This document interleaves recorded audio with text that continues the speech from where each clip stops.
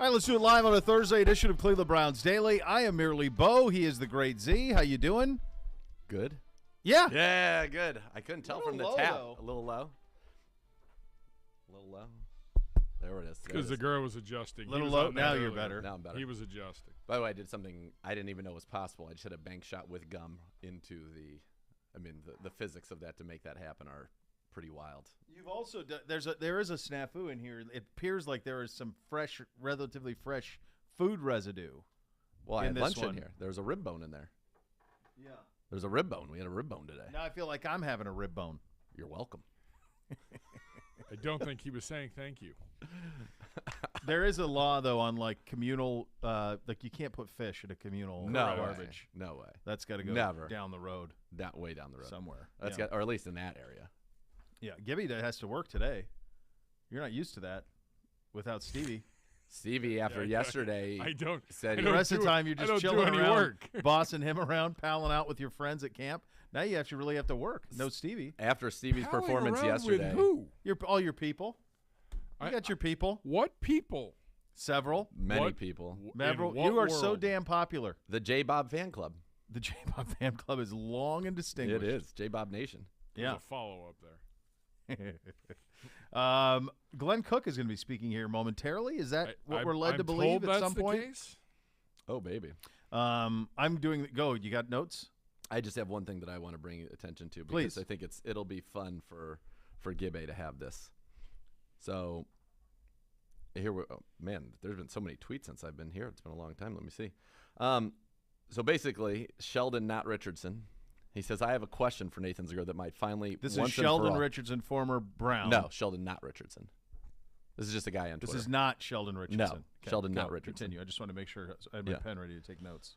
He said, I finally have a question for Nathan Zegura that might finally once and for all put this higher, lower, better, or worse nonsense to bed. Would a first-round draft pick be considered a higher pick or a lower pick than like a seventh-round draft pick? And then he says, you're welcome, Gibbe. Why haven't you come with that all these years? By the way, it's good out of him. It's good, but It's good. here's the other way. What I would flip around and say Sure. is, I don't know, but I do know a first-round pick is better than a seventh-round pick. Yeah. Yeah. Like there's no possible confusion in the market. There's no confusion in the better or worse difference between higher or lower, but that is a good That's a very good one. rebuttal It's a to good the rebuttal. beef of is that it is understood that it is opposite. That's right. That's right. Yeah. Sheldon. Not Sheldon. Good job out of you. Just trying to keep my head on a swivel today. How many quarterbacks do we have 20. out there? Josh Rosen's back? Yeah. Yep. So the practice squad is now at 14. Isaac Rochelle comes back. Josh Rosen comes back. And then really, I mean, it's almost comedy. Within like 10 minutes of us going off the air, I got the email. 307. I knew it was looked. within 10 minutes. Timestamp. I knew it was close. Within 10 minutes of us going off the air yesterday, we got the full practice squad: Dakota Allen, Dalen Baldwin, Miller Forrestall, Mike Harley, Brock Huffman, Sean Jolly, John Kelly, Herb Miller, Zaire Mitchell-Payton, David Moore, Roderick Perry, and Alex Taylor, all on the practice squad. In addition to that, Isaac Rochelle and Josh Rosen back today. Yeah. And David Moore, by the way, moving from offensive guard to defensive notable. tackle. Yeah, that's fun. That No was very, pressure. very notable. Why do we have so many quarterbacks? My guess is Rosen's here in the event that there was an immediate injury to, let's say, Dobbs or Brissett. He's been in the offense. He knows So the he could offense, so step he in. could step in, whereas Kellen Mond, they've got to get him acclimated to the process. Get him ready. Yeah, that's why. That makes a lot of sense. And by the way, I think Mond is at this point, I think everybody would agree, he is somewhat of a project. This was a third-round pick who was good, never exceptional in college, who was bounced out of his organization in 1 year. Yeah. Now, they wanted to bring him back to the practice squad, but if you wanted him in your program, You want him that you bad, don't you don't. expose him. Yeah. And now he's a Brown. Yeah, it's a project thing. Coach Stefanski, he spoke about that yesterday afternoon, didn't he? Again, after we were off air, he spoke about Mond and, kind of the idea of him. Wasn't that yesterday afternoon? Yeah. About him, that there's a potential. It's a project there, that there's a potential for value and could be developed long term as a backup or maybe even something else as an asset going forward. There was a thing going around with Chris Sims saying that he had him rated ahead of Justin Fields Yeah. coming out of college. He But did say sometimes that. Chris does that stuff just to be garner some attention. The quarterback coach of your Cleveland Browns, There Mr. he Drew is. Petzing, walking There he by. is. That's the white shirt I want right there. That's a nice one. That's I it. bet we can. That white T-shirt right there. we Long-sleeve white shouted T-shirt. Mellon out, and maybe he can help us. Well, We you shout him came out up here- all the You time. came up here yesterday with new stuff for you. I didn't. No. No, him. Him. Yeah, he's the franchise. I mean, no. He's the franchise. So that's how that Could goes. help out the fam a little bit. Yeah. How about a kickback? I don't mind. I like you getting all of yours. He All of does it. he does deserve it. He deserves all of his. Yeah, for sure. I think you ought to look at it as a form of compensation. Hoodies. Smart. I mean, That's how I'd look at it. Yeah. Like that's that's the way I would look at it. Like very appreciative of this. And I'll take I am more hoodies. appreciative of that I'll hoodie. take more hoodies, and in fact, Yeah, I maybe put a on suit. I've got Maybe a a suit or two in the future. couple blazers. sure. I'd love Do you it. need to wear a blazer on a radio? I do. I know you do, but do you need to?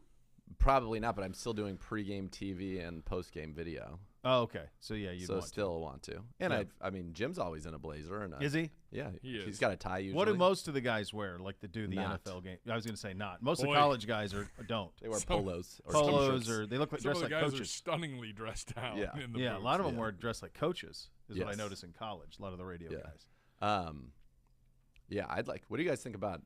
What do you think about a maroon? I'm really into the idea of a maroon blazer. Well, here's the problem. I want a maroon suit, but I'm not. Here's ready the to go there. problem. It's going to clash with this. Well, I'm not going to wear it in here. You're going to look like you're going to Virginia Tech. I'm not going to wear So it you're in not. here. Oh, you mean like in social outings? Like no, I as mean you and in Miss the Kay booth, Gallivant around town. You're going to want to wear the like in a maroon? road game booth. I don't think so. I think you're still going to. It's going to clash with the orange. You're Where gonna am I look like going to have Virginia orange? Tech. Well, everything is going to be orange in the background. Not Like- on a road booth. I want to be on the. I'm talking about on the road. Is bro. there another color that I could co-sign that would be? Maroon's a beautiful color. I know it is. You have that jumpsuit in maroon that Miss K God, got it's you. That's great. gorgeous. That I mean, I've seen it's you unreal. in. It really is. Especially when I wear it as a It's a full full onesie. suit. It's outrageous. It's so good. So great. Tony Soprano would be all over He it. would. You lo- look Pauly like Walnuts. Baldassante, Yeah, they'd for oh, sure. yeah, love it. Hustling after the Range Rover Oh, because somebody carjacked you. Yeah. Yeah, that's right. Yeah, I would definitely, if you are insistent, I would definitely say that I would go with a sport coat situation, blazer, more sure. than the suit. I Sure. think the suit could come off a little a night at the Roxbury. The suits, it could be intense. It yeah, could for be sure. a lot going on. Whereas I A think lot. like a maroon blazer, even with if you could do some sort of a maybe a brown in it, maybe a Yeah. window pane or Sure, something sure, with sure. brown and now when maybe we're wearing a brown trouser Okay. with it. Yeah. Now we're talking. Now you're in a world. I like the Pair idea that. though. I mean, I think you in a full maroon getup, you could pull it off. You certainly have the panache. I just worry about that's a little bit night at the Roxbury. I'd like to wear a black pant, a black Lulu pant, with a maroon blazer over the top of it. I think that's that would be appropriate too. I think that'd be. You see people do that for tuxes sometimes. Yeah. They'll wear a black Sure. pant with a Sure. navy blue or Yeah. a maroon, and maybe even a velvet. Who a knows? velvet, Who's to a say? nice velour. What is But- that? Velvet? Wrap myself. Can I in talk about velour. something that's happened to me this morning that I'm like kind of upset about? Please. Oh, God, does it involve me? Nope. Okay. I thank love God. you, bro. Well, Grab your phone right now. Go to Instagram, and then try to find me. I got wiped, bro. What are you talking about? Something happened in the middle of the night. I had all these messages from Facebook and Instagram. Someone and hacked you? I got hacked, and so then they locked and banned my account, and then I've tried to get it back. Oh my God! and No posts. It's gone. It's gone. I mean, that's you, Yeah, they wiped but there's me. no posts. There's nothing. Nothing. I can't even log in. And when I put it in, it'll say like username, my username, no users found. I had to go through this thing. I had to give them all this on the Instagram app, so I know it Honestly, wasn't like this a is hacked gonna. app. You're gonna benefit from this. I think you're gonna. Be I stay fine. in touch with like a lot of people through that though when they send me funny posts and whatnot. You know. That's wild. So my hunch is you'll get it all back. I what don't is know, your we'll see. publicist That they going to just do? Shut Miss it Kay. down. She's still. What's your Oh publicist? my she's- God! like, she's she a can't tremendous tech- documentarian. But she's still fine. But what if she's not? If she's shrapnel from your takedown, That'd be awful. and then she loses. We can't do that. Those Oh, are tons of boy, memories. your weekend just got a little dicey. I think she's fine. The crazy thing is, people are still sending me messages, and it keeps showing up like I have Oh, in 3. your But then I email? go to like Oh, even you're getting the notifications? yeah, like if you look like on my Instagram, it's got 3, but I can't log in. It says my user doesn't none of it exists. So now Jeez. I sent a message to Instagram, and they're not. I don't think they care. Well, no. I I'm followed guessing all they of have their- a lot of problems. I followed all their Have procedures. have you been noticing that? I've been noticing that there's been a lot of hacking on that. A lot of people trying to log in Yeah. on my social accounts in the last month. A Yes, ton of them. why? I'm getting it, especially on the Meta, which is Yes, the that's what Facebook just and the happened. So they Instagram. shut my Facebook down, but then my Yeah. Facebook they've given me back because I had to go through all so these things. That's what I'm but not my noticing is Insta. that they must be ripe for being picked apart. I haven't seen it with Twitter, but I noticed on the Instagram, Facebook connected. Like there's And been I a even ton had- of attempted logins. I even had on those, like after you have to change your stuff every now and then. Yeah. And then like sometimes you'll just be like, your password's too similar to ones that you use in the past, and you're like, oh my, give me a break, okay? Yeah, give me a break. So then sometimes it'll be like, Apple say, use this ridiculous password that's 38,000 characters. So like I even had that on there because I finally was like, whatever. And Fine. then once it saves into my thing, who cares? It's in my Yeah, but like, you're done for if you ever are. no clue. Then you're lost. You got to Lost. start the whole process over Right, again, which is a yeah. disaster. I had for the longest time had 2 or 3 passwords that I just rotate Same. I have through. yeah. Like, and Me too. in the last year, I've had to add a third. I'm not crazy about it, but I've had to add a third that I've now have to get in the mix. And so I feel like I usually know all of my, and I've got a lot with the kids stuff. Dude, there's too much stuff. It's too much, man. It's too much passwords. It's a killer. I mean, look at what about that? Look, if I trot that bad boy out there, come on, somebody Do the black pant. Do the black pant. with the turtleneck. Come on, Turtleneck. Oh god, Miz wears turtlenecks. You know every what? now who'd and wear then. a tur- That's you a know- And nice it's Christmas so Eve. ridiculous. B. Albright. Yeah, you're right. B. Albright would wear that. Miz will wear a turtleneck. He's not afraid of a turtleneck. It's funny. There was a guy on ESPN a few years ago who was so committed to that act. Danny Cannell. Ah, He would wear the turtlenecks Oh, always, Danny. no matter what. He would rock those turtlenecks yeah. and have that rolling a little bit. Oh, that's good. That is good. All right, so we will have Glenn Cook at some point. We'll probably run that later in the program. Don't you think? I Gibby? mean, if Is it in play? he is Where are we at? slated to come to the podium, the media is outside in the They're hot waiting? sun, sweating away, waiting. It's not too bad. It- It's like 80, It's right? not So too here's bad. It's the not problem. great. Like today, I was setting up. Young Connor's living his best life, doing pit or Stevie. partying at Pitt, No, in Stevie's. West Virginia. I don't think you have that right. I think Stevie, after yesterday's It was a debacle. abysmal performance, is Yeah. doing some soul searching, and he's gonna Yeah. go. I hope so. If he Yeah. sees the wolf, the coyote, maybe he comes back. Otherwise, maybe we don't see Yeah. Stevie again. He needs to go howl at the moon and sort things Okay, out. good luck. I'm sure he's living his best life today. He's probably about 8 beers in. He needs. He's not 8 beers in right now. He needs a They tree. don't play till 7. He needs a field. Number one, that's He your needs fault. a tree. He needs peyote, and Yep. he needs to find his Yeah. true purpose You're not as a wrong. part of this program. Yeah, you're Because not wrong. yesterday, So disappointing. yesterday's performance, the actual punishment for that performance should have been a firing squad. I don't have a problem with it. I don't have a problem It's a with little rough. it. Well, Appropriate. so is Texas Tech in the SEC, buddy. And not knowing it's first Friday. I'm aware. I mean, It's come on. We do the it's a show. learning process. It's every day at 1. I know. You know, I know. that's how it goes. You can't escape it. You know, we will take him live at some point here between now and 2 o'clock. All right. Well, whenever that happens, we look forward to that. I don't know if that was better or Connor Freeland, but they're both pretty good. They're both very. Connor Freeland was Ball's very, not very gonna good. spike Well, itself. No. It's a Mailbag Thursday edition. Tweet your questions. Bring it. At Browns_daily. Use the hashtag AskCBD. Heel. Yeah. I swallowed down the wrong. Because we don't have Yeah, Connor to don't give go us down water. there. So I don't have see a a water here. There's no water. Plus, I'm wounded. I slammed my Achilles. You in are my car wounded. door, bleeding. You would Trying like to get in here. if you were in Not great.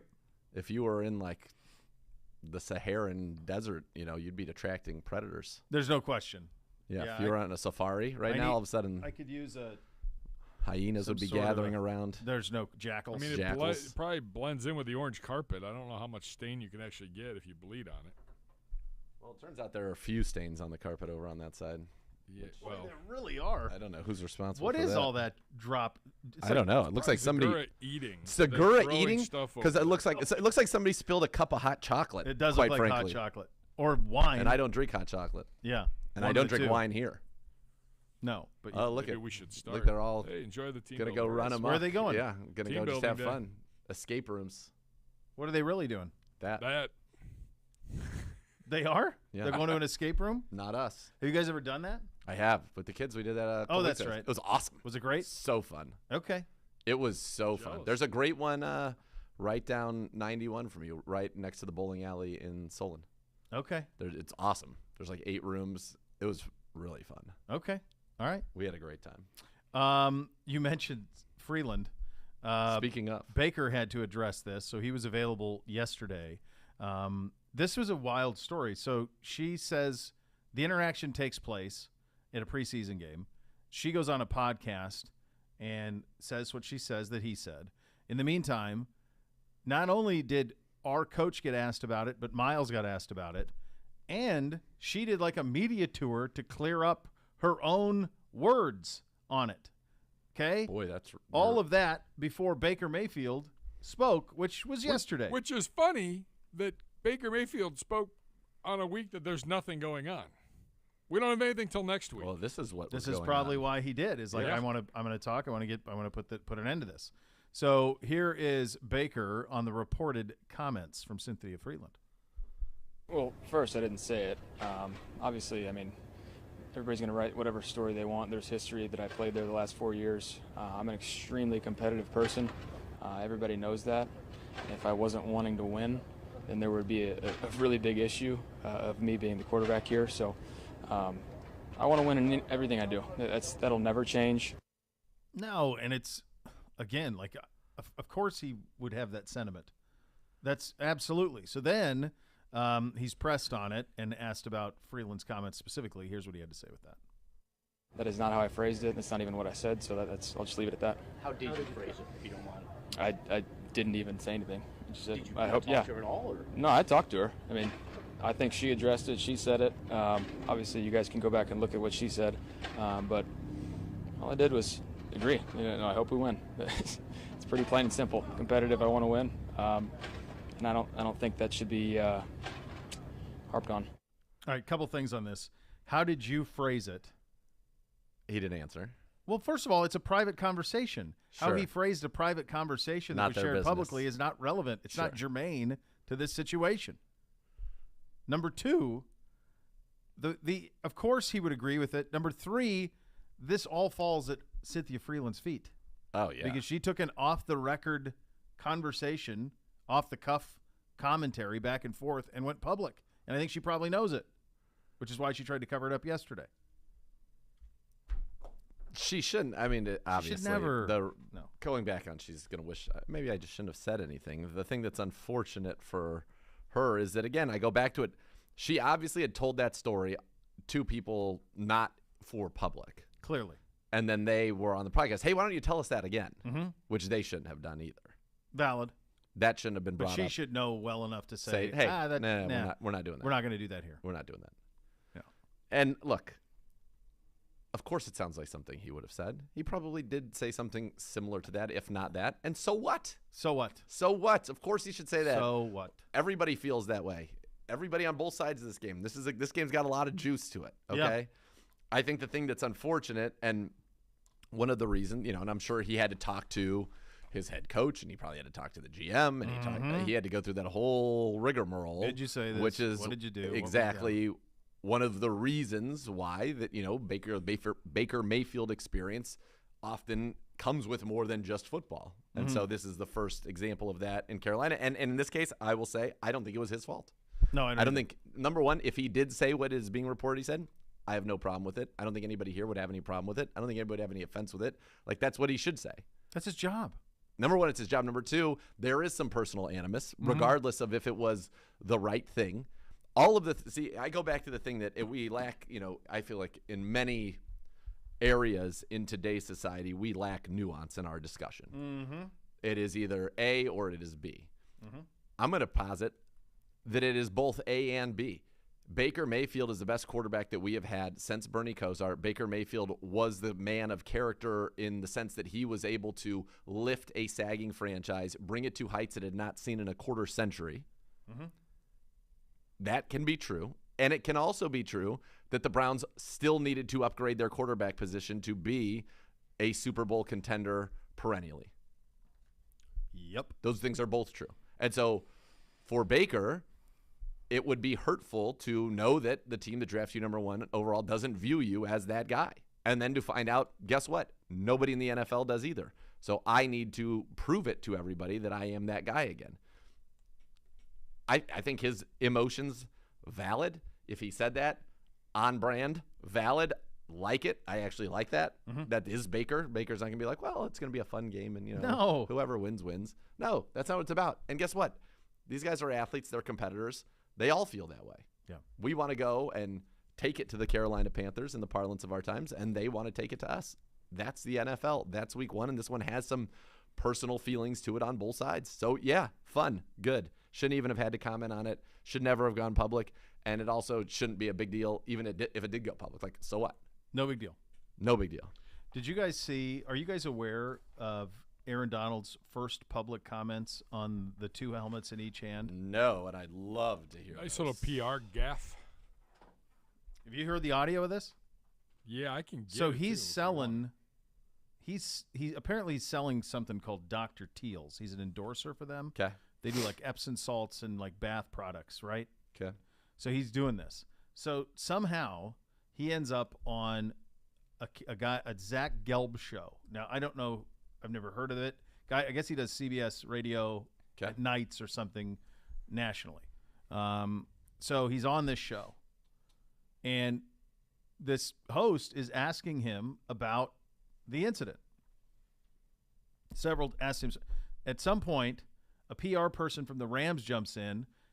We're live on the air and says, Zach, we're here to talk about Dr. Teal's, not that. You have 2 minutes left of the interview, and please get to your final question. And Zach goes, now on air, the PR person says this.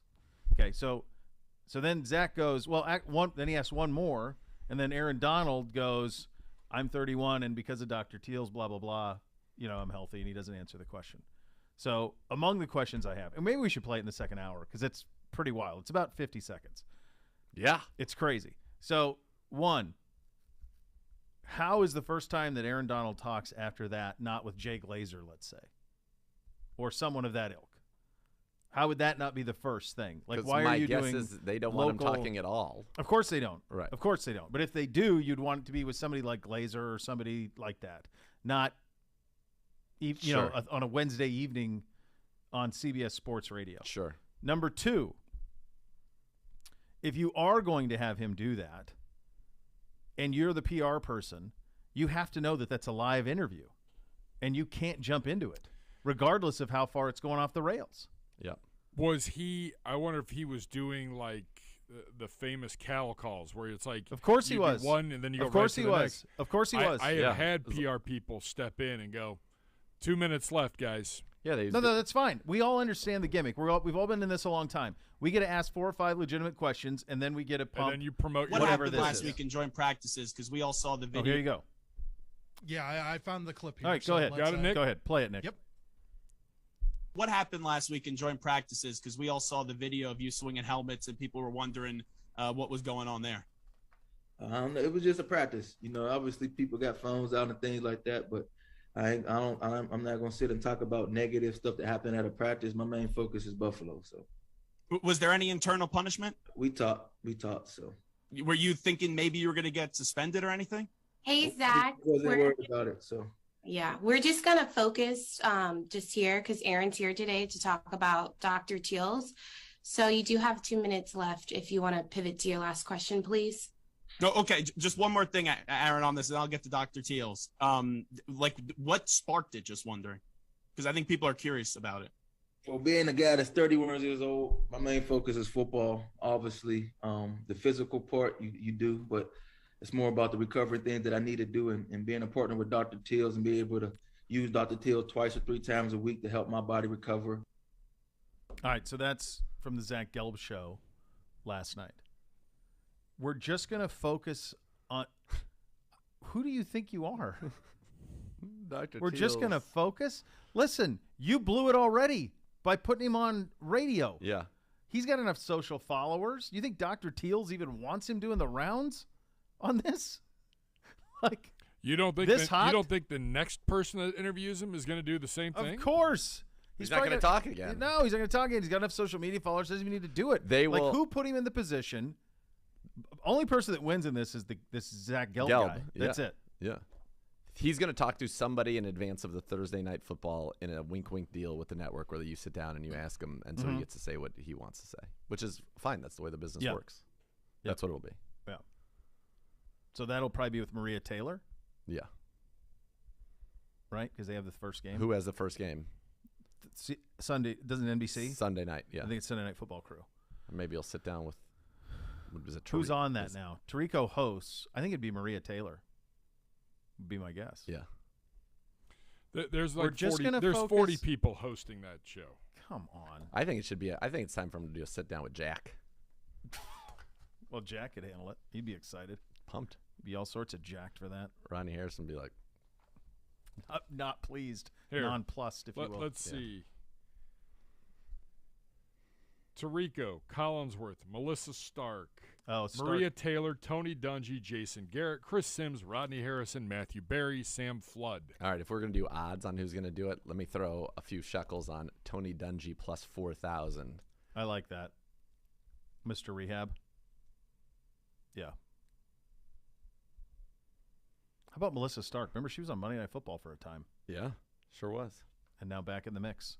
All right, you'll hear from Glenn Cook at some point during the program. Ethan Posick goes one-on-one with Z. We will have that coming up in the program as well. We'll go around the league. Russell Wilson got compensated very, very well. Greg Newsome on the program today as well. And as we mentioned, it is a mailbag Thursday. Tweet us your questions at Browns_Daily using the hashtag AskCBD. We're off and running. Cleveland Browns Daily, 850 ESPN Cleveland. Davey Resource.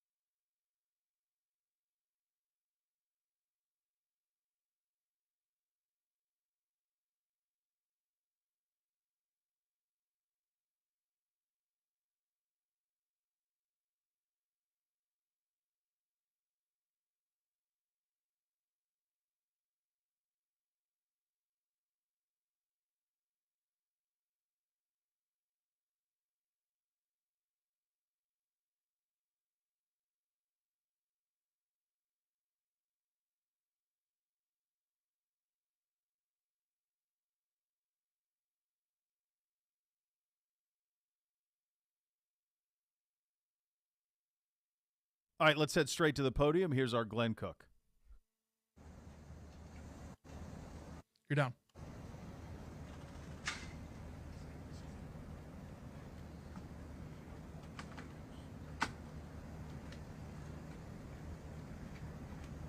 You guys can fire away whenever you're ready. Wait for him to fix his thing. We got one.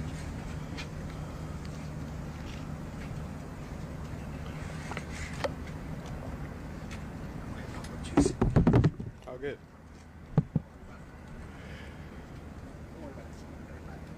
Glenn, how much do you think Jacoby's past experiences, some of the situations he's been in, will help him navigate this situation that's impacting him? Yeah, I mean, I think we've seen it all camp.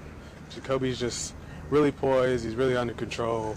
He's coming pretty quickly and grasp the offense really well. So I think you'll see a lot of things you've seen throughout camp where, he's gonna be steady, not be up or down, no matter how we're playing on offense, and I think he'll do well for us. I saw a stat that said you guys had the second youngest roster in the league. How much would you say that's by design? I mean, I can't say it's by design, but it's kind of been consistent for us throughout the years that I've been here. It's just kind of how it's played out.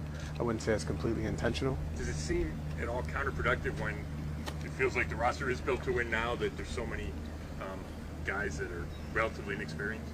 No, I think that's just a part of building teams.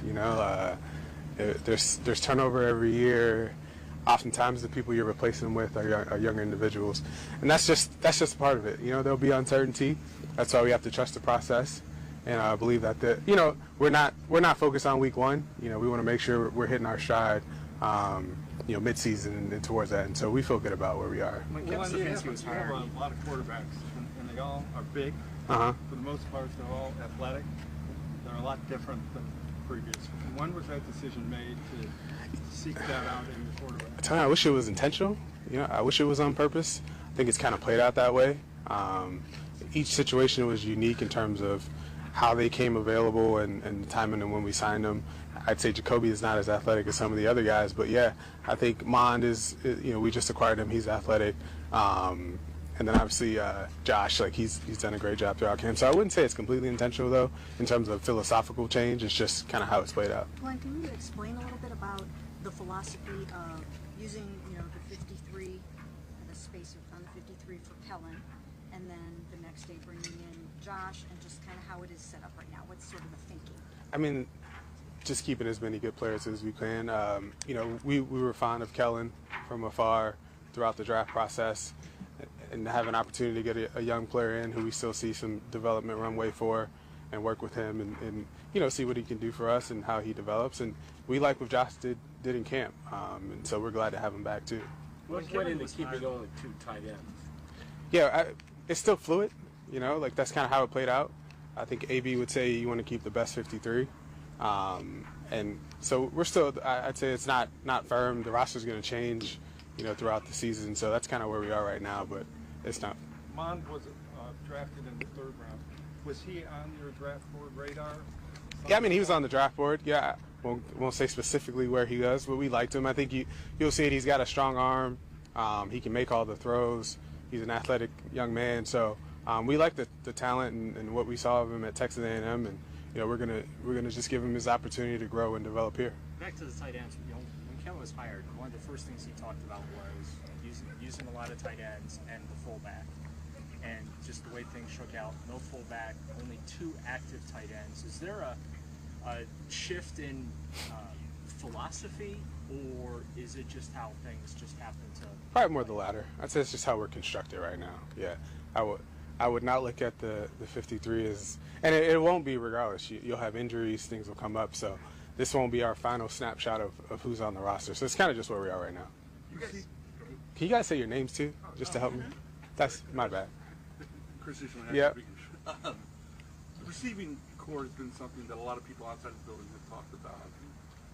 Where do you feel like it is right now, and where do you feel like you still need work there in that room? I kind of used the term earlier. We're young, they are unproven, but that's a part of it.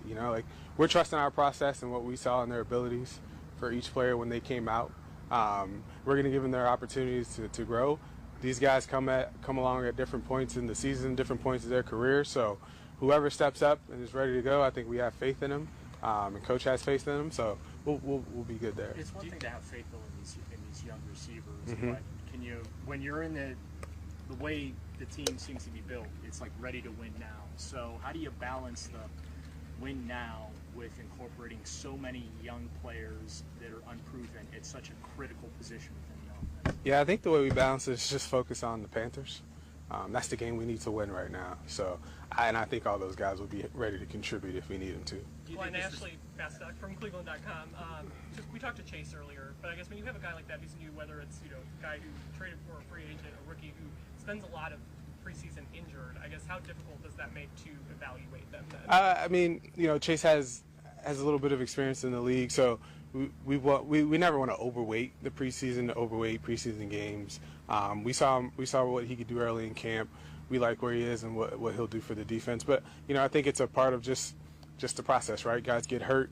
kind of have to trust the evaluation, trust what you saw when you did get an opportunity to see him, and go from there. You talked about the receiving core being unproven for a large part. You also talked about hitting your stride later on in the season. Do you feel like this is a receiving core that could look differently, week 10, week 11 than it does maybe right now? I think it can. We'll see. I think I watched another coach talk and speak about this, but you start to figure out who you are as, of course, the season goes on. Some of the things you do well, things you maybe don't do well, and I think coach will and the staff will adjust as we need to. So, I think we'll see. We'll see. Hey, go ahead. Scott Petrak, you guys haven't waived a draft pick in the last 3 years. Mm-hmm. How difficult is it when obviously you like the guys, that's why you picked them, but also not wanting to kind of bias yourself? Just because you picked them doesn't mean they're going to necessarily work out. Yeah, we all face bias. I think that's just a part of being human. For us, it's really trusting what we see every day, but also giving them an opportunity to develop. That's what we believe in here. Give our guys time to develop, to hit their maturity, and then see who they are. So I wouldn't say that's the reason we kept every single player. They performed, and we think they earned it also. But you do want to give your players an opportunity to grow in your system, understand what you do, and go out and perform. Is that especially true when you draft guys as young as you guys do? Anthony Schwartz isn't even 22 yet, right? Does that go into the equation that you like the guy? Yeah, I think it's part of it, but you also just take it on a case-by-case basis. Every individual comes in at a different point, right? So, you need to craft it and curtail it to who they are and go from there. Glenn, would you say, I have two quick questions. One is, do you know if Kwesi was planning on trying to put Kellen back on their practice squad? So I'll start with that one real quick. I don't know. So you don't know, and that wasn't really an issue for you guys? I wasn't going to call. We weren't going to call him and say, hey, this is what we're doing. I wasn't sure if there's some kind of discussion that happens there, if there's professional courtesy or anything that goes on. And then the other thing is, with Anthony Schwartz, what gives you guys the confidence that that he'll be able to bounce back, and what do you continue to see in him that says, hey, we got to stick with this guy? I think Amari said it really well. I don't know if it was yesterday or the day before. It's just his work, I think all of us hit a point, and whether it's our career as players, where you just maybe have a few struggles, but he's not batting an eye. He comes out every day. He puts in extra work. You see him, catching a ton of balls, running routes. You've seen his progression. So I think the confidence that Amari has, who's in the room with him every day, and running routes and in the drills with him every day, we maintain the same level. So I have one more question on Chase Winovich. What did you see from him in New England that made you want to make that trade? Yeah, it was a combination of, his college work as well as in New England, but it's just his ability to rush the passer. You want to value that as highly as you can, and when you have an opportunity to acquire a player who can get after the quarterback, you do it. Do you recognize him without all that hair? He looks different. But when you guys signed Dobbs, what did you rely on? What scouting reports? Because there's nothing from the Steelers days that was impressive. Did you, unless you went to preseason or what? Yeah, I think it's you use the college work as a foundation. He was productive in college, and honestly, I can't say we knew with the certainty that he would come in and perform with this way. But from the spring until now, he's taken a hold of the reins and really just gotten better every day. So credit to him, honestly, for coming in and doing so well. What game has surprised you the most? I would say surprise. I just think his ability to run the offense, number one. I think he's very sneaky in terms of an athlete, because I wouldn't say it's like twitchy or super fast, but he runs away from people. He controls the pocket with his athleticism, and then he's been really productive and consistent as a passer. So he's done well, and we're really happy with him. Do you feel that? Do you guys feel really confident? I know everybody's excited about what Josh was able to do throughout the offseason and preseason, but do you feel really good about going into the season with him as your number 2 and not a more experienced? Yeah, I think Coach said it pretty firmly for a reason. Yeah, he's our number 2, so we feel good. You feel the electricity he brings, like diving for the pylon? Yeah, and that's something you didn't necessarily get a chance to see. He's so smart and so quiet sometimes that passion doesn't show in our daily interaction, but that's definitely fun to watch. Is there enough experience in D tackle? Jordan hasn't started really at all, and then Tommy didn't play much. Yeah, I mean, Jordan had a great offseason. I think Miles said it, really excited about where he's at, and hopefully what I spoke about earlier, just in terms of hitting the stride, in your third and fourth year, hopefully he kind of makes that true for us, because he's done a really good job of getting ready to play a lot of ball this season. And like I said, the rest of the group, they'll come along. We feel good about where they are. The rookies as a whole, it seemed like they were some of the best performers during the preseason. Obviously, they got a lot more opportunities in the games themselves, but you like exactly where they are. Where do you feel like they're maybe a step maybe further ahead than maybe you thought they would be? Yeah, you never know. You put faith in the process. I keep saying that, but really put faith in the work that you do from right now with our scouts out in the fall all the way through the spring. But to see it come to fruition sometime sooner than later is good. But we haven't played a game yet. Like they've showed potential, but potential doesn't win you games. So we are excited about where they are, but we want to see it on Sundays too. So the only other claim you put in was for a tight end, according to. Mm-hmm. Was it frustrating that there weren't receivers worthy of putting claims in? No. I mean, our group did a good job of just being prepared for whoever was available, and we target. We target what's in the market and what we think fits our team and who will help us win on Sundays. And after that, we just keep doing it. We'll keep doing it all year, every week. Good. Very good. Thank Thanks for your time. Good seeing you. I'm Marla, by the way. Marla, Yeah. nice to meet you. Nice to meet you. I'm Jeff. Nice to meet you. Where's the softball champion? You guys are up. Who's the softball champion? Withers is. Hold, Miss K. Hold, please. Withers is a softball champion? That's real? Yeah, that's real. That's incredible. Yeah, I think there was a Incredible couple people. I think there was a couple of them, but I know I'm But pretty he sure was I have it involved. right as Withers, and if not, shout out Withers. All right. That was Glenn Cook at the podium. We'll react to that, go around the league. It's coming up next. You'll listen to Cleveland Browns Daily on 850 ESPN Cleveland.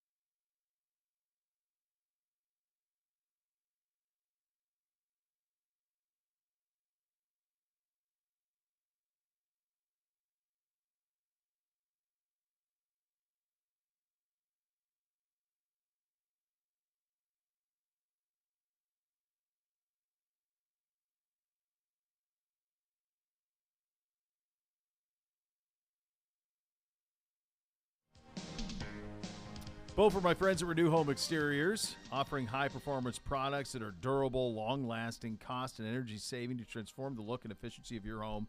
Don't go into this winter. Oh, boy, it's coming. You don't want concerns about your roof. With Renew Home Exteriors, get a new roof installed in about 7 to 10 days. No money down. Payments as low as $96 a month. Plus, receive free gutter guards with your roof purchase. Beautify your home with premium siding and roofing products at lower prices with Renew Home Exteriors. Visit renewestimate.com. What did you make of this Russell Wilson deal? It's now $296 million they're on the hook for in Denver.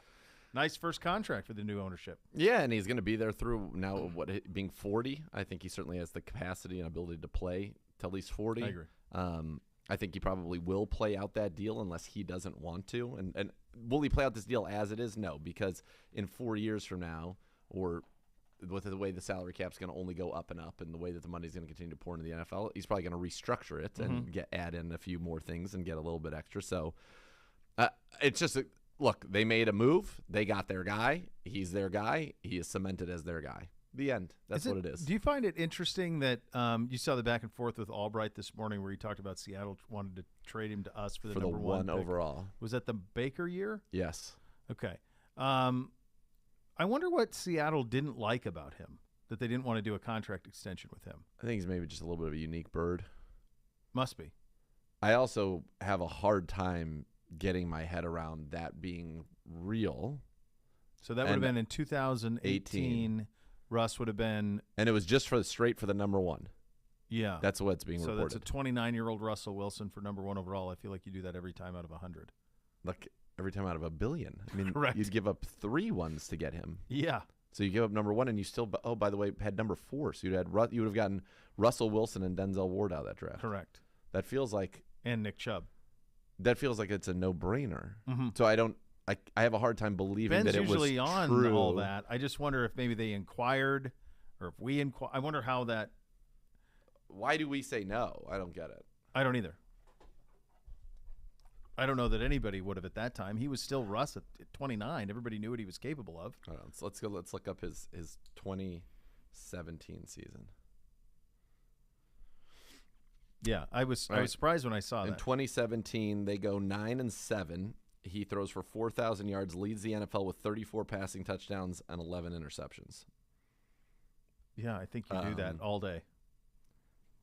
Right? Mm-hmm. It just doesn't make sense to me. No. That's the part that I don't get about that. People say that, yeah, this is what it was, and yet, how many number ones would it have to be for you to say no? 1-4 in the 2019 one, and you'd still probably do it, or have a real conversation about it. Yeah, you had he's a known thing, franchise quarterback. You had 2 early 2s, so you could have talked yourself into, okay, we get Russell Wilson and we have the first and third picks of the second round. Mm-hmm. Like, okay, sold. I mean, was coming off of, at that point, 1, 2, 3, 4, 5 straight winning seasons. In fact, Russell Wilson's only losing season in his career was last year. And that was a weird year for them, wasn't it? Didn't they have a bunch of weird finishes? Yeah. They were better than their record, but they weren't great. No. And they had he was already, by 2000, going into the 18th season, he was a 5-time Pro Bowler in 6 seasons and had been a winning quarterback every year. Number one, I don't understand why they would do that. And number two, I don't understand why, I really don't get why we wouldn't have done it if that's truly all that was being asked. Yeah. It's very, very, doesn't check out. What the other thing though is that you just wonder how do you get to a point where he doesn't want to be in Seattle and they don't want and they don't want him there necessarily? I don't know. How did they get to that point there with him? Because it feels like early on you got it. There was a clear rift between him and the Legion of Boom guys defensively. Yeah, obvious. But once those guys were cleared out, and they were for the last 3 years, none of those guys have been there. Cam Chancellor's been down for a long time. Yeah. Richard Sherman hasn't been there for a long time. Earl Thomas for a long time. I don't get it. Very strange. Very, very strange. I think it does speak to, though, why this is going to be really tricky for Lamar Jackson in Baltimore. Yep. To try to thread the needle on that. It's not our problem, but in our division, it's something to pay attention to, because they got to thread that needle, and the Bengals are going to have to do a $300 million deal for Joe Burrow. and they cannot. They can't. They don't have that liquid to put that in escrow. They can't do that. No. By the way, they should just. And I'm just being honest about it, even though yes, it benefits them. They should get rid of that. This is the NFL. You make money every year. Like you're going to be able to pay your contracts.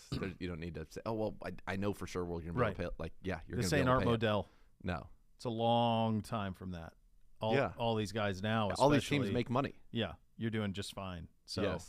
But you're right, they don't. So they've sold they've sold the naming rights to the stadium for the first time down there. They've sold the naming rights. They're doing an indoor. They're trying to get. I was going to say money. They're gonna have, It's funny. Indoor. I just had a guy on from Cincinnati last week, and they said, "Let's just call it what it is. It's the Pay Joe Burrow Fund." Totally. Like that's it. We got to come up with a lot of money to sort this out. Listen, if they asked every Bengals fan for $10, yep, they'd get it. Yes, they would. The bigger question is, you could pay Joe Burrow all the money that you need to, but then you have nothing left for everybody else. I don't think it'll be a cap problem for them, Gibby. No, it's the escrow, which is, again, they just need to – I don't know why the owners don't just vote to get rid of it. Yeah, I mean, they're going to pay Chase and they're going to pay Burrow. And then the rest of it, you'll sort yourself out. They'll have to pay T. Higgins, but not like they got to pay Jamar Chase. Jamar Chase will be way up by the time that thing comes up. Oh, yeah. And then Burrow and Herbert, whichever one goes first will reset the market. Whoever goes second will reset the market. All right, coming up at the top of the hour, Z goes one-on-one with Ethan Posick, your starting center. You have that to look forward to, which is nice. You'll listen to Cleveland Browns Daily on 850 ESPN Cleveland.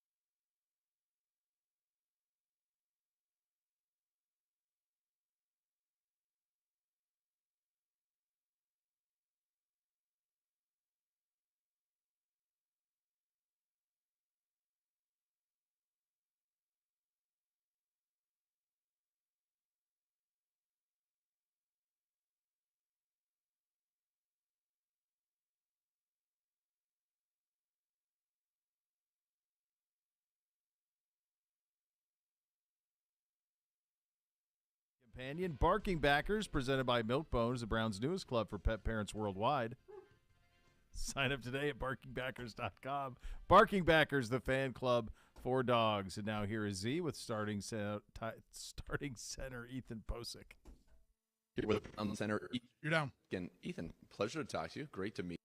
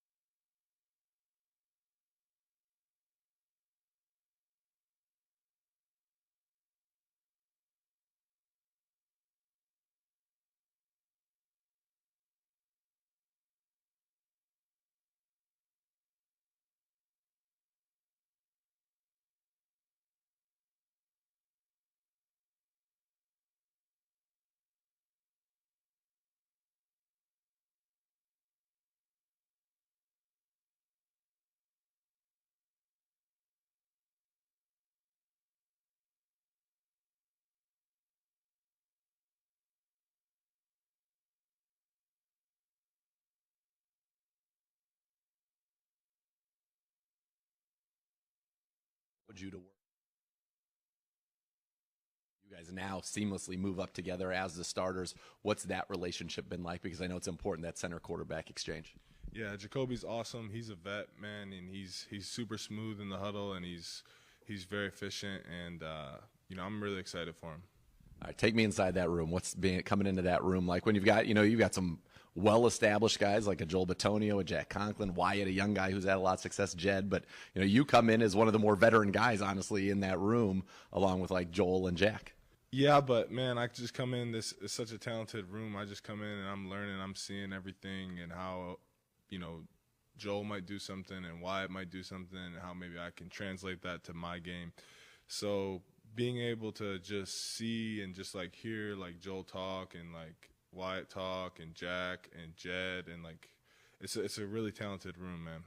Is it nice when you look to your left, you see 4-time Pro Bowler, multiple-time All-Pro. You look to your right, you got a 2-time All-Pro. Out the right tackle, 2-time All-Pro. Does that give you a little comfort when you're in the middle of a line when you can look left or right and know that you got that much talent around you?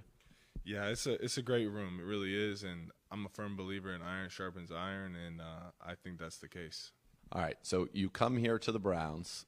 Had you heard of Coach Callahan? Was he somebody that in the O-line circles I'm sure has a lot of respect? What was kind of your thoughts of him coming in, and then what's it been like getting to work with him? Yeah, so when I was in the pre-draft process, he brought me out to Washington. Okay. So I got to visit with him and just see the stuff they were doing. And, I've always just heard great things, and I've seen the resume, I've seen the tape of when he was in Washington, when he was here in Cleveland. So, he's always had really good players. So just kind of wanted to just learn, really. So that's why I decided to come here. And then what are your impressions of Scott Peters, who is an absolute animal? Yeah, he's an animal, man, but very smart, very technical, very detailed, and, he teaches a lot too. When you have a guy like Coach Callahan, who's, the master scheme, has the answer to every question you could have about offensive line play, then you have somebody like Coach Peters who teaches you how to stack bone on bone and where your thumb should be for maximum strength and stuff like that. Is it some of that stuff new for you, and is that pretty cool to kind of have that combination of the biomechanical side of it, but then also the technical side of playing line? Yeah, very new, and I'd say they work very well together. So is this the most LSU guys that have ever been on a team you've been on? There's a lot of them. We had like 4 or 5 in Seattle one time, but we got a lot here too. I think we got 5. Yeah, let's see. You, Grant, Greedy, Jacob, Cade, and in the preseason we had even more. You had some other guys in there, but and then yeah, there you go. Yeah, so probably. Is that cool? Is that like a big deal? Like I know in the past, especially we had Odell and Jarvis were here, so like that was LSU. There was a lot of talk about LSU around this building. Is that still something that's cool for you? A big like LSU guy? Yeah, it's very cool. Just like. Because I used to work out there in the off seasons a lot, so just seeing those guys and seeing them become what they are is cool too. So I've always been a fan of LSU, my LSU guys, and I always root for LSU. Were you a hooper back in the day? No, like maybe like 6th, 7th grade, but not very. I mean, I was all right, but I wasn't like, I wasn't anything special on the basketball court. You're a big dude. I mean, and for a center, 6'6", that's a massive man right there. How has that been like in that transition, and especially in this offense? So much movement required of the center, the agility, get out and pull sometimes, and get to that second level. They're always talking about that in the zone schemes. Do you like that? Yeah, that's fun. Getting out in space and getting to work and just getting out there and having fun. Really. What's one thing you would want Browns fans to know about you that they may not know? So when they go out there and they see Posick 55 out there, you want them to think what? I mean, that's a good question. Like, to be honest, man, like, just like a blue-collar dude, like, I just, I'm not too big into the social media and all that stuff. So, I just like to show up and go to work and, like, be around the guys and just have fun playing ball. How nice is it to be through kind of those COVID protocols and actually get to be around the guys? Yeah, no, it's definitely nice, and it's definitely feel like we're getting back to some normal. Back in 30. Had you come to a team, like, let's say you came to the Browns in 2020, and all those protocols were in place, do you think it would have been a lot harder to kind of acclimate to the team, and as opposed to coming in now where you guys actually can be together, and has that kind of helped your acclimation process, it being more normal? Yeah, definitely. Like, I think, especially when it comes to, like, learning, like, being in a room and, like, being hands-on, for some people it probably helps. For me, probably. So, looking at a computer screen is just a lot different. All right, get you out of here on this one. How excited are you for Carolina getting the season actually going, real football? Yeah, man, I'm excited for this season, man. I can't wait. Ethan, pleasure getting to talk to you. Welcome to the Browns. Good luck this year. You're up. Great job out of you. Thank you, brother. I have two things for you. Number one, did you happen to see, so Amazon debuted the Thursday night television package last Thursday with Michaels and Herb Street, like that run of it, the streaming only one, except for the local markets. Did you see the ratings for this? No. All right, so they only did 1 million, like 1,000,002. So low for NFL standards, very, very low. It's even less than that if you take out the local markets.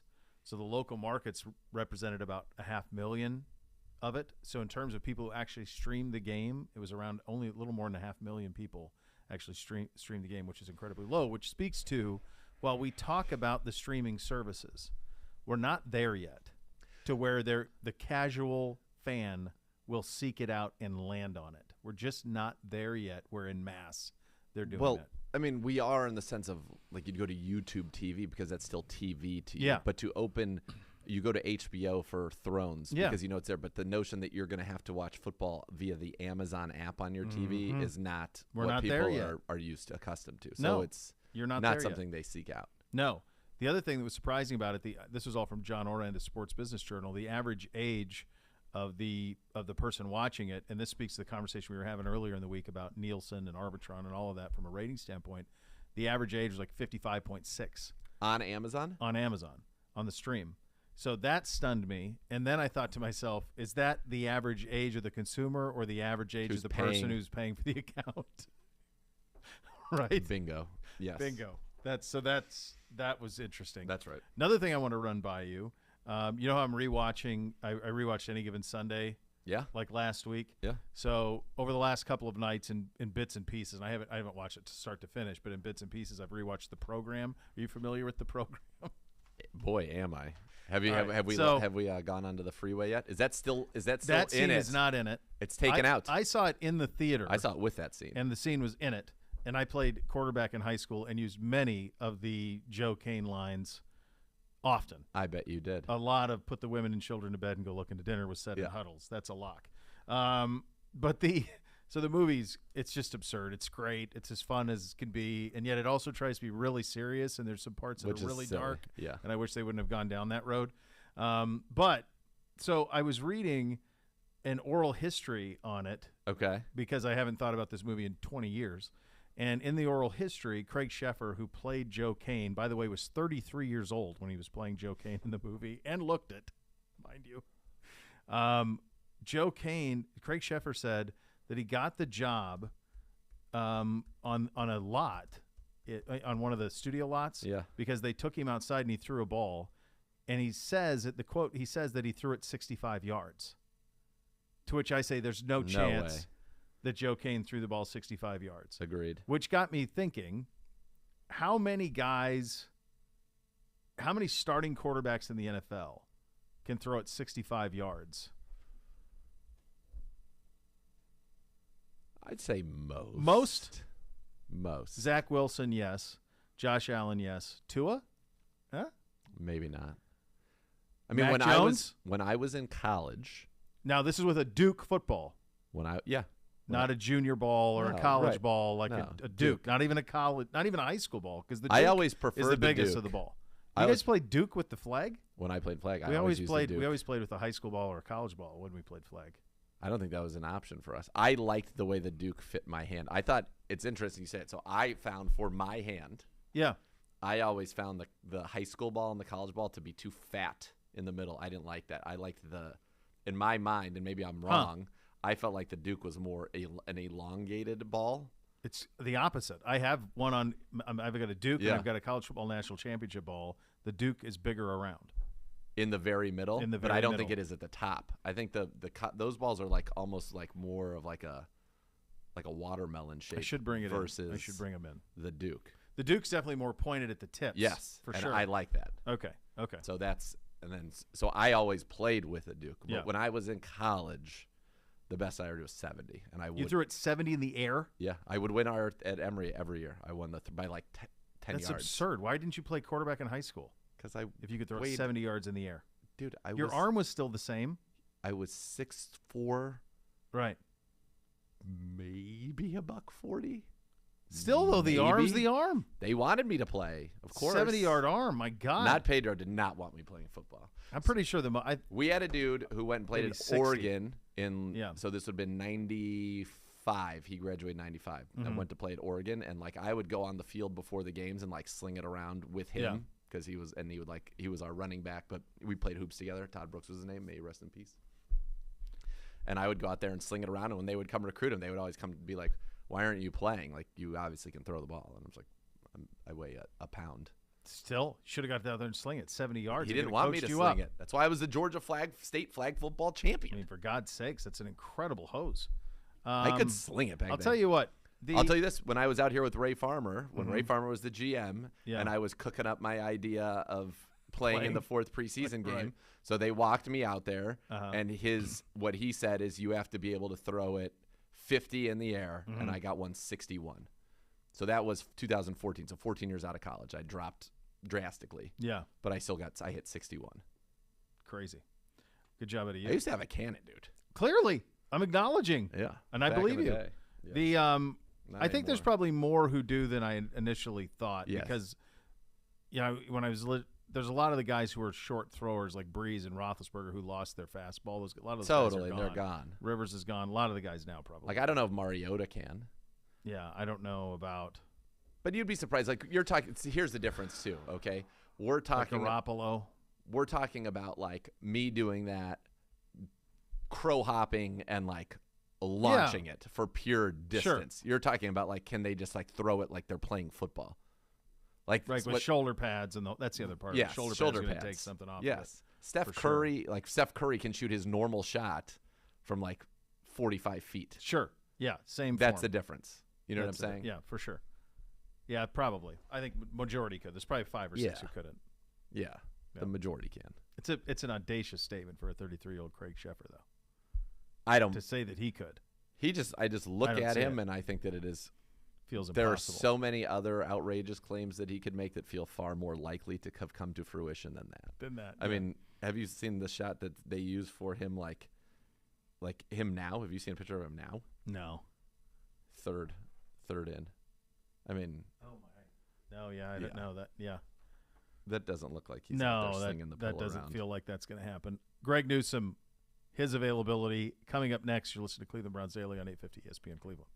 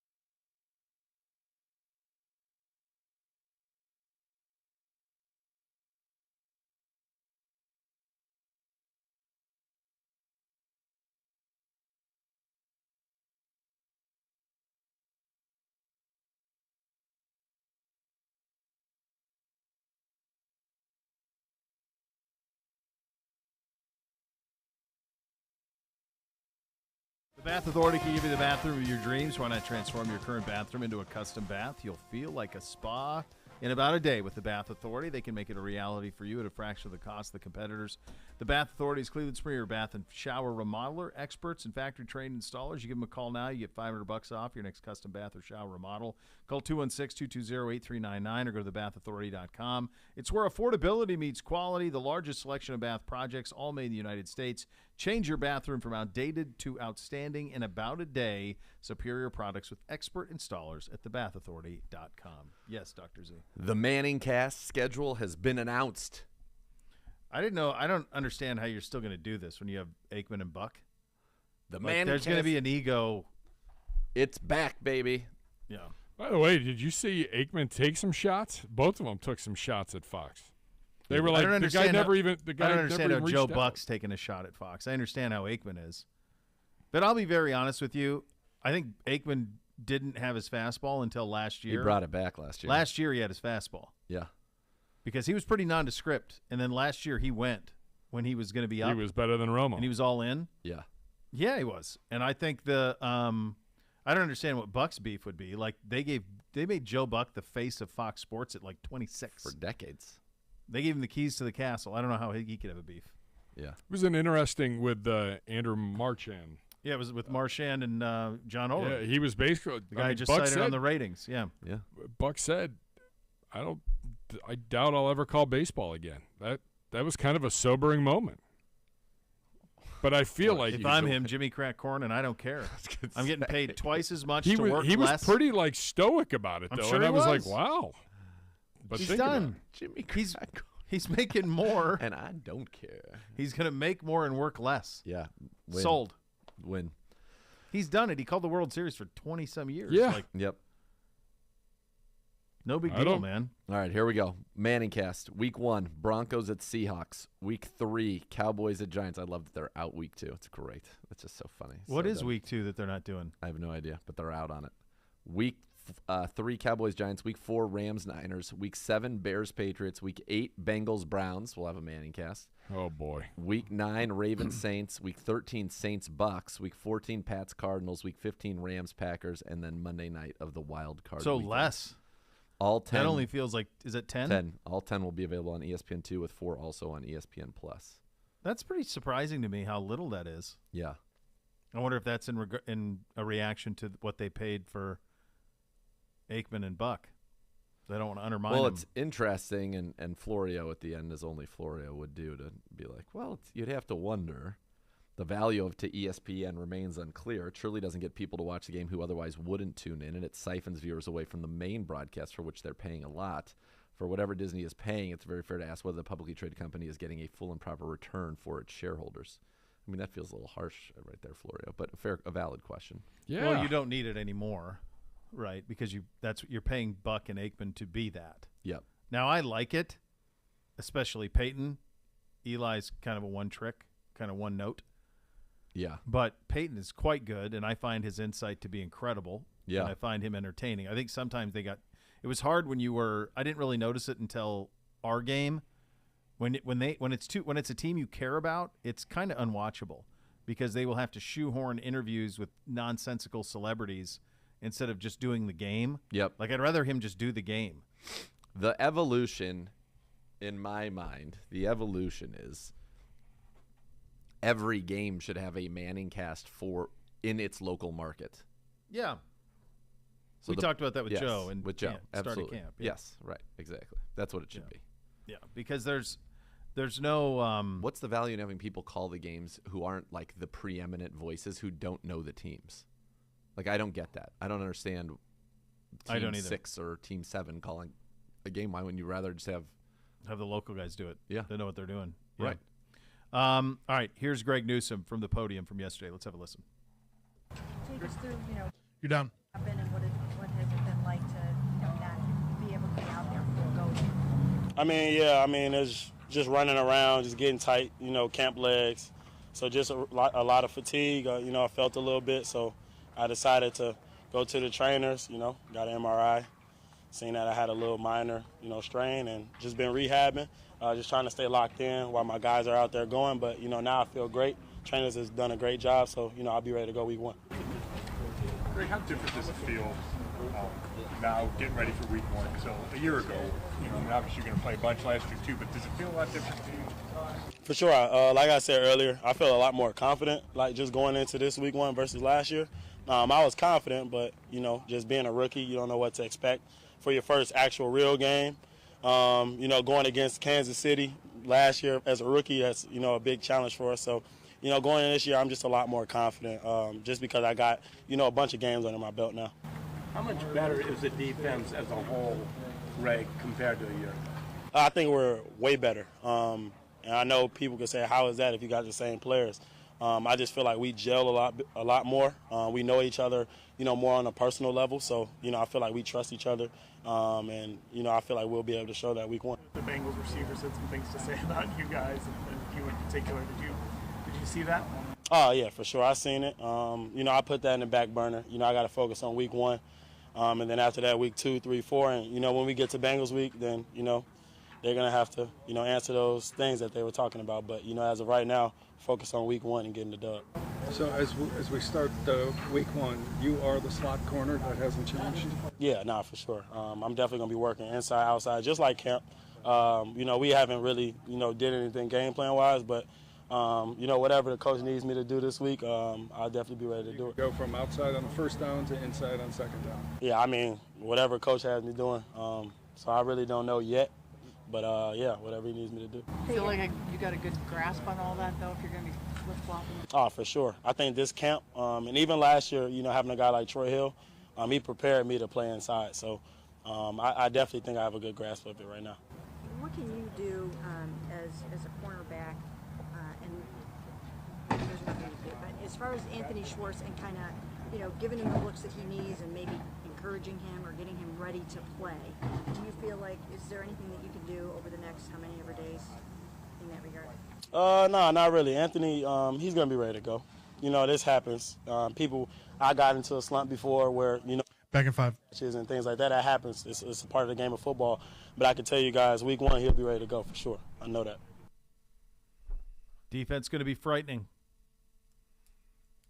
Yeah. Mm-hmm. And by the way, that's really what this team, I think, in certainly in the first 11 games is going to be built on more than anything, is the strength of this defense. And they've got the horses to play this defense at a high level and limit opponents' ability to score the football, which means, therefore, you can win in a variety of ways. Yeah. But I think this defense is going to be elite. Greg Newsome's going to be a big part of it. The back end of this defense is going to be a big part of it. There's no doubt that they have a chance to be special. And I think that the Browns, to be in a position that they want to be when Deshaun returns in December, they're going to have to be. There's no question. Yep. Elk and Elk Serious Lawyers, Serious Issues. Call 1-800-ELK-OHIO for a free case review. Elk and Elk is a proud partner of your Cleveland Browns. It is a Mailbag Thursday edition. Gibby is here. Still time to get your questions in. Hashtag AskCBD. You listen to Cleveland Browns Daily on 850 ESPN Cleveland.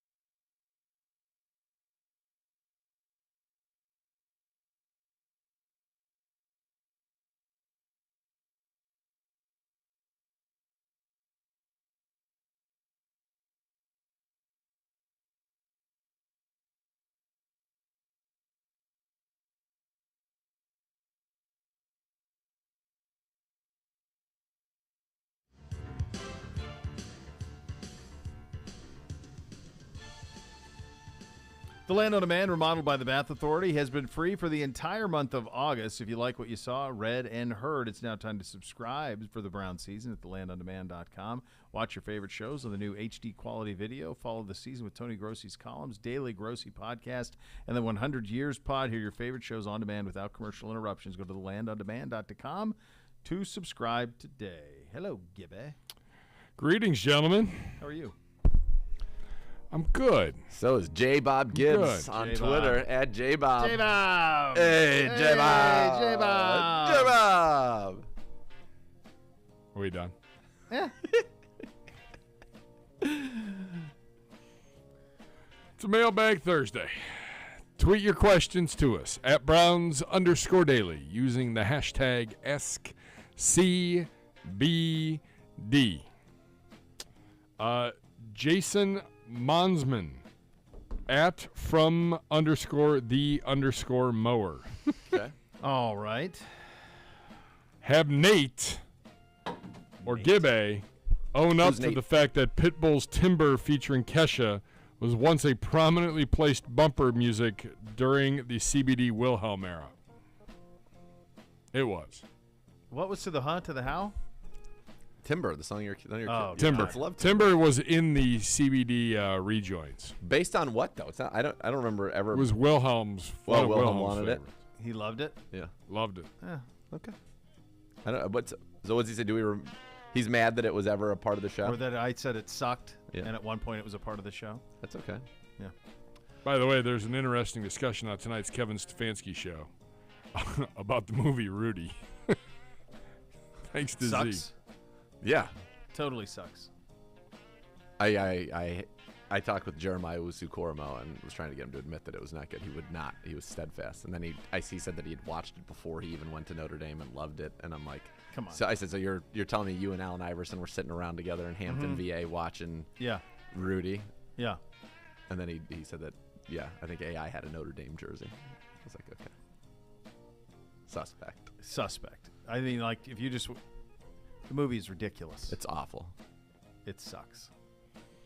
I think it's awful. Yeah, it's terrible. Like, I was really sad in Stranger Things when Sean Astin's character Bob gets eaten by the Demodogs.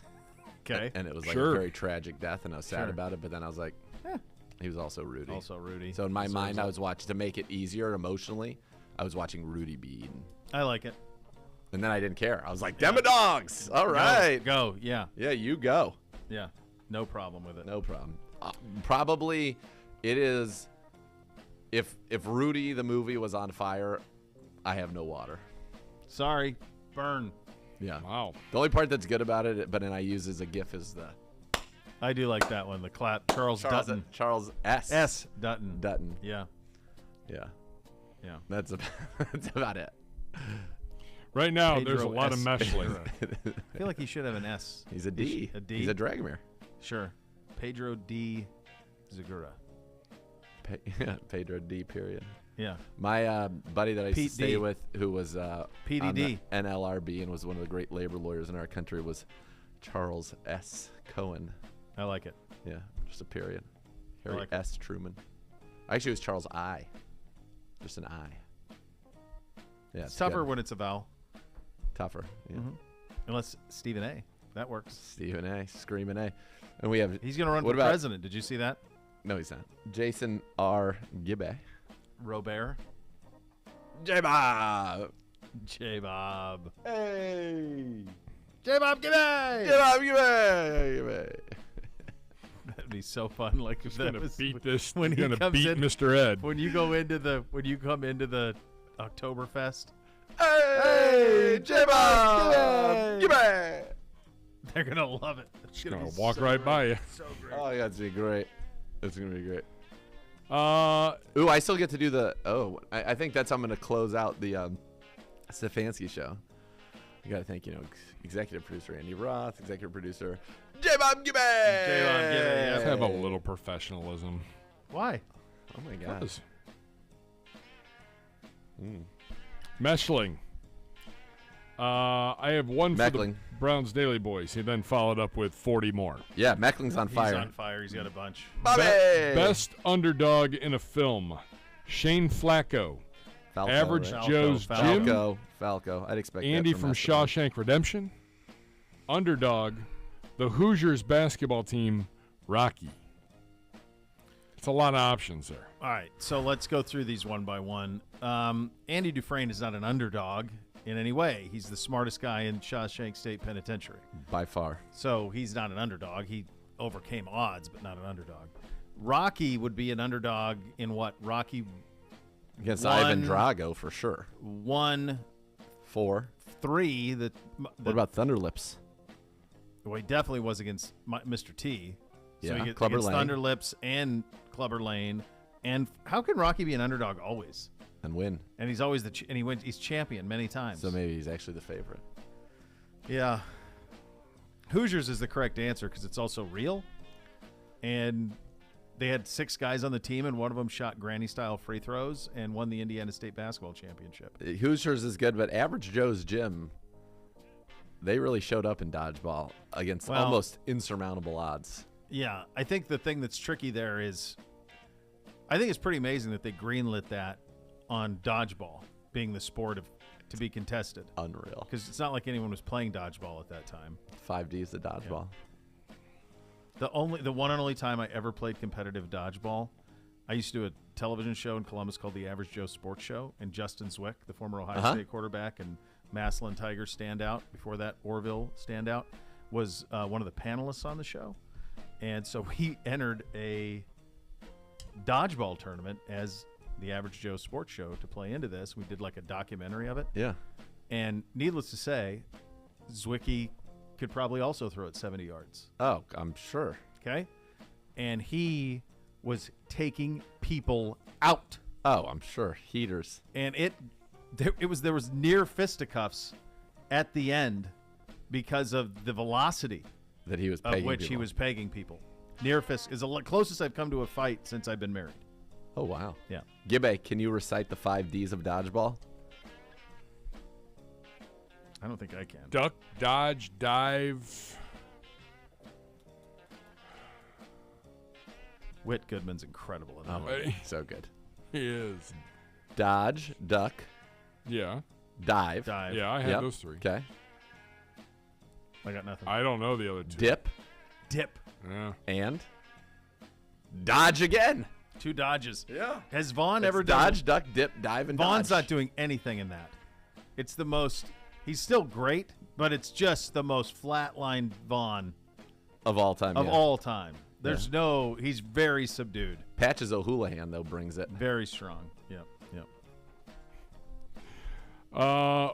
What's one place you visited that you never want to return?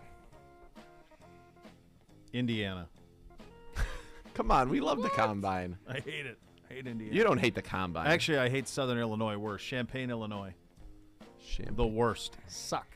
Outside of a good deep dish pizza and a Well, that's Chicago. Like, this is no, Champaign. There's another place in Champaign, but that town is nothing but strip malls. Boy, you can get a lot for your money. Oh, does it suck? It's a great there's question. a lot of bad, like that Champaign. Duluth, Minnesota. I've been is there. A It bad, sucked. bad Oh, man. Big Ten stop. Yeah. It's funny though. Like I have a couple of buddies who went to Illinois who just loved it. So maybe it was just every time that I went there with the Buckeyes, it was always early November, and it was just gray and cold, and the wind was blowing 1,000 miles an hour. Correct. Oh, I have the answer. There's nothing to stop it. It's Downtown Jacksonville. Never again. Good one. No need. That's a wrap. No Plus, need. you guys did like a week there. For We some did. reason, you We did did a real tour. You guys had a real cultural experience. It felt like it. What's the best show on TV right now? House of Dragons. Yeah, probably. When is the Lord of the Rings show drop? Isn't that tomorrow? I think it's dropping on Amazon tomorrow. I can't. That's no. It's too much. They're stupid. They should have done it in January. And then Yellowstone's going to come in football season too. November? Yes, it all Push should them start out. in February. Yeah. Super Bowl ends next Sunday. We drop it. Brandon Lynch. Look at the smile on this guy. He knows he's got the DBs. Look at him. Technique and fundamentals. He's ready to go. Yeah, House of the Dragon's the best right now. All right. Would you rather live without the internet or without bathing? I would rather live without. Without internet would be fine. I'd be fine without that. I'm not going to go without bathing. I feel like people that didn't bathe for a long time. I mean, can I still hop into like a? You live in a society now, a though. spring? How are you going Okay, to walk in here can I hop after in? not bathing for But 3 nobody's months? bathing. I don't need the internet. No, just you. Yeah. Oh, I just need to me? bathe. I thought you were Yeah. saying like as a society. Well, No. if it's a society, then I think I would. I don't know. You don't want everybody stinking, man. Dude, I was in Rome in July once. You get used to it. I thought that meant societally. Was it a societal question or was Yeah. it an individual question? It's Individual- at least a closer question if it's societal. If it's societal, I think I'm going to choose. I mean, so much is dependent on the internet. Yeah, but if it was all gone, then none of it would be. We'd be fine. You just would go back to the old days. Dude, TVs with antennas. Yeah. It'd be awesome. Cable. Cable. Still have the cable. cable would still work. Rotary phone. There'd be no streaming. No. I think I'd be okay. Does like cell service though count as Tell the you what, internet? newspaper industry would be thrilled. I'd be back. Come back, baby. Magazines. Magazines and newspapers would be Sports back. Illustrated. Oh yeah. Bigly. Big. Yeah, okay. If it's society, I'm going bathing. If it's just me, I'm living without the internet because I know other people who have it. He's got some real good ones in here, Gibbe. Let's go. I'm going through them. You're doing great. Well, here you go. This is right up Zagura's alley. What's your favorite thing about yourself? Oh my God! What a mean. What an Hey, incredible, you want to go through what these? A way, we'll what go an, through what them. An Here we incredible go. way to ask the question. How to give a. I'll answer it. The man is pure joy. The glass is always half full. It is rare that I've ever seen the man in a bad mood. Very, very rare. Rare instances. In fact, when it is, it's almost disarming. In the rare instance time when it does happen. It's hard to wrap your head around. And I feel that someone must have done something completely egregious to get you to the point where you'd be in a bad mood. Thank you. I would have said my great friends. Yeah. And I count you amongst them. All right. Ben Crow says, super realistic for Nate to take a spell from Bowling with Outcast. Did happen. Catching Montana's overthrown passes. That I'm not sure what that is in reference to. Okay. And casually chucking a ball further than 99.999% of humans who ever lived. Forrest Gump was more of a believable story. Well, two of the things that you cited in there, I did do. The Montana's overthrown passes, I don't know that. I've never caught a ball from Joe Montana, although I'd be pumped. That'd be exciting if you did. Jeez. Yeah. I'll go down this road. What's the worst thing you've ever done at work? What's that now? What's the worst thing you've ever done at work? Not for air. Same. Moving on. First job. I cleaned my church after AA meetings. It's like 13 years old. Ponderosa. My first job, lifeguard. Fixing fence. Lawn mowing. Oh, yeah. You actually have mowed a lawn in your life. Well, that's good. Yeah. First job I ever did with I mean, I was working ever since I was a young man. that white collar upbringing. I mean, Pedro. No, Just- not. just private school just education. I was the only kid. Okay, in sixth grade, Nana's listening. Nana can attest to this.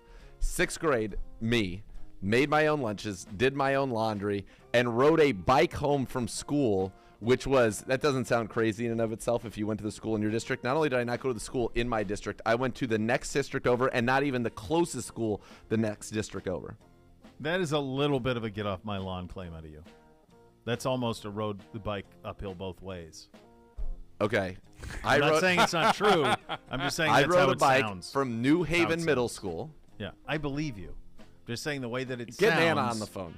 And in It's the way fact, that it Michelle sounds. Smith, who was my friend in the middle school era, her mom thought it was abhorrent that I was riding my bike. It was very dangerous. Over train tracks. Pedro's raising men here. Semi trucks zooming 50 miles an hour on He's one of the raising streets, men. and then I had to drive. Then I had to go through our rival schools area, and All I would be can think of- taunted. And so you and grew up in the Bay attacked. Area. All I can think of is like Sam Crow, like Sons of Anarchy, like you riding a chopper. Not a With chopper. like the Mayans. I know. Dude, And okay, SOA and imagine all having to be taken to school, with my. You and Jack Steller. I had like a. Did you watch SOA? No. Sons of Anarchy. I had a bike. You should. It's in your homeland. I had to and have. It's so entertaining. I had a bike on the back of my mom's car, like on a little bike rack. Oh, my God. We would stop far away from school because it'd be so weird if I had to get out of my car, take the bike off, and then park my bike and then ride my bike home. So then we would like drop me off a couple blocks away from school. I'd ride the bike into school. So it seemed like I rode the bike into school and then I'd ride it home. Look at these guys. Yeah, I didn't look anything like them. And I encountered many of them, and I was terrified. That's all I can think of with your cut. Coolest piece of sports memorabilia that you own? You got one. You may pick one. That's a hard one. I figured it would be. I'll say just because it's a personal one to me, too. I have the belt that The Miz walked to the ring with at WrestleMania 27 as the champion. That belt. So that is isn't in my passed house. on? Like it's one of one? It's one of one. It That's is pretty the belt that he carried to the ring that night. That's pretty cool. Yeah. That'd be mine. What do you got? I don't know. I mean, I've got a bunch of autograph stuff and stuff from championship, covering championship teams. I don't know that anything jumps out as like, this is the coolest. I've got an NFL Super Bowl ball from that Super Bowl with the Ravens and that I went to, 49ers. Ravens and Niners. I have a ball that was used in the Super Bowl. Oh wow. But that's probably, I don't know. That's probably it. Who is the best movie villain? Brad Wesley next. Best movie villain Brad ever? Wesley next. Rudy. Still Brad Wesley. Next. What has been your greatest kitchen mistake? This is actually a good one for both of you, since both of you are active in the kitchen. Can I make another just kind of a lower You got tier about villain 60 seconds. to go against? Kevin Spacey in Seven is a pretty good villain. Yeah, but it's so diabolical, and it's not till the end that you do it. I mean, Wesley's so much more fun. No one wants to think about Seven. Open the box. I mean, Yeah, but nobody wants to think that about is that. rough, bro. It is. Nobody wants to think about that movie, though. Like Brad Wesley, that's fun times. No one's had a bad time watching Roadhouse. By the way, Drew Diet loved that I said, "Can I hop in a spring for having no bathing? Can I hop in That's a your spring?" option for that. All right, Felt like a good workaround. It certainly could have. I feel like that's bathing, though. You can't. So now you're banning me from entering a From body of any water, water, so I so you can't swim anymore. Nothing. Then I'm out. I love the water. So much more to come. You're listening to I Cleveland swam Browns with a Daily manatee once, Crow Lord. on 850 ESPN. How far would you go?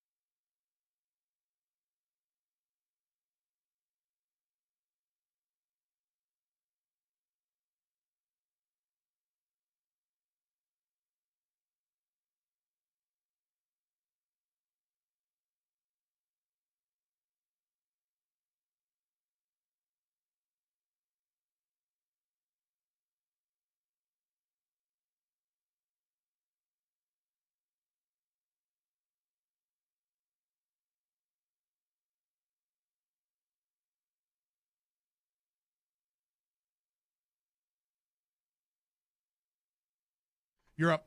Rumpke Waste Recycling, family owned and operated. Whether you join them as a customer or as an employee, you'll become part of the family. Visit rumpke.com to learn more. J-Bob? J-Bob Gibbs on Twitter. Darth Vader is the greatest movie villain of all time. Debatable. We say no. I think he ends up being a babyface at the end of it. Yeah. But he closes the tweet out with "Ram it." God bless the him. Score's 8. We're coming back. We're a week away from the first score. Scores. And so I said And he back, knew you it. know what I said back to J-Bob? Replace Esteban. Join us, J-Bob. Stay in Pittsburgh, Esteban. Join us. J-Bob, come on. Come on down, J-Bob. J-Bob. Give it. 1 minute, 1 minute. I have a title to defend next week. I have scores to work on. What title is that What that title you're do you defending? have? Over, under, champion. Come on, bro. Come on. That's not a champion. We're one week talking away about funding people's from college over, educations for their under. children. And There's no way we're you're doing it coming back again. over under. What do you mean? We do it every year. There's no way we We're can do the it. best. We truly are if you did the math. Where's that song? And you have the math. You have the spreadsheet. Play us out on the song from Karate Kid. You're the best around. That's it. Yeah, play us Play out. us on out. that. What does that That's mean? we I don't know want. what that means, to play us out. Put that song I'll on write while it. we're We'll going do it out. live. Yeah. You don't remember this, Bill O'Reilly? What does it mean to play us out? All right, we'll do it live. Let's go. Next level is next. Have a great weekend, everybody. Cleveland Browns Daily, 850 ESPN Cleveland.